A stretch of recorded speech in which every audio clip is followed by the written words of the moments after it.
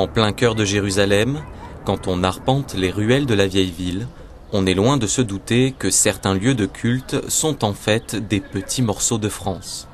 Ces véritables enclaves, on les regroupe sous l'appellation domaines nationaux, un héritage du 19e siècle où les puissances de l'époque cherchaient à s'implanter en Terre Sainte à tout prix. Et donc chacun cherche aussi à avoir un peu sa place au soleil, si on peut utiliser cette expression. Et la France va bénéficier, grâce au soutien qu'elle apporte à ce que l'on appelle la sublime porte, c'est-à-dire l'Empire ottoman, va bénéficier justement de cadeaux de la part du sultan de l'Empire ottoman, qui va lui offrir quelques lieux ici en Terre Sainte, en Palestine de l'époque. Et pour assurer l'intendance et l'accueil des pèlerins, les États installent souvent des communautés religieuses dans ces endroits. L'église Sainte-Anne, qui est voisine de l'esplanade des mosquées, fait partie des domaines nationaux. L'État l'a confiée aux Pères Blancs, qui ont la charge de cet endroit très riche d'un point de vue architectural, archéologique, mais aussi spirituel. Vous voyez, vous trouvez ici à Sainte-Anne aussi les lieux appelés Bethesda, les piscines probatiques. Et tout le monde qui vient ici se pose la question, mais pourquoi Sainte-Anne? Pourquoi les piscines probatiques? Alors on a ici quand même une situation un peu particulière parce que vous avez un miracle biblique qui est raconté dans l'évangile de Saint Jean, 5e chapitre, où Jésus vient dans ce lieu pour guérir un paralytique qui était malade depuis 38 ans.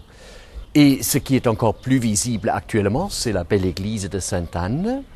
Alors le lieu où, d'après la tradition, la Vierge est née et les parents de Marie, Anne et Joachim, ont vécu. Et c'est une tradition pas biblique, mais une ancienne tradition pieuse qui date du IIe siècle. Et depuis lors, on vénère sur le même lieu, sur le même site, deux traditions de miracles. La naissance de la Vierge et la guérison d'un paralytique qui était malade depuis 38 ans. Quant à l'imposant couvent des Pères, il n'est pas en reste. Il offre une vue imprenable sur la vieille ville et sur le mont des Oliviers. Et c'est justement autour d'une petite grotte de la célèbre colline que se trouve un autre domaine français, celui de l'Éléonat. Et cette grotte, c'est celle du Pater, lieu d'enseignement du Notre Père aux disciples. Interdit d'accès aux chrétiens par les Ottomans, c'est la princesse de la Tour d'Auvergne qui achète ce lieu, y fit bâtir un cloître où on peut voir le Pater dans toutes les langues, avant d'en faire don à la France.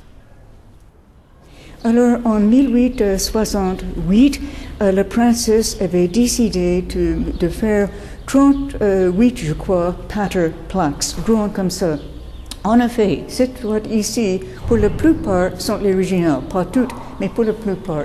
Vous pouvez voir éthiopien, vous pouvez voir la différence entre cela et un qui était plus récent. Alors, la princesse avait commencé pour honorer la prière et pour vénérer la Sainte Grotte. Bien sûr, c'est la France qui était le propriétaire, mais nous sommes le gardien spirituel.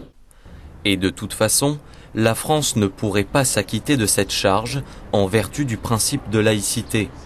Pourtant, le drapeau tricolore est bien hissé et une plaque République française marque le territoire.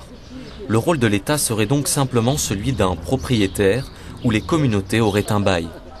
C'est comme un monument historique, il y a une gestion des lieux qui se fait souvent en lien avec des communautés qui sont sur place, que ce soit les Pères Blancs à Sainte-Anne, les Olivétains à Abou-Gosh ou alors les Carmélites à l'Éléonat. Mais la France a cette gestion des lieux, aussi bien financière, le droit de propriété, mais aussi un peu sa défense par rapport aux États présents, comme l'État d'Israël actuellement. La limite est donc plus ténue qu'il n'y paraît. Et la fonction du père Eckert, chargé des affaires religieuses pour le consulat, éveille quelques questions. Bien sûr, le contexte politique et historique est particulier, mais il est tout de même surprenant d'apprendre qu'une fois par an, le consul général reçoit les honneurs liturgiques, se lève et dit « Dieu sauve la République ».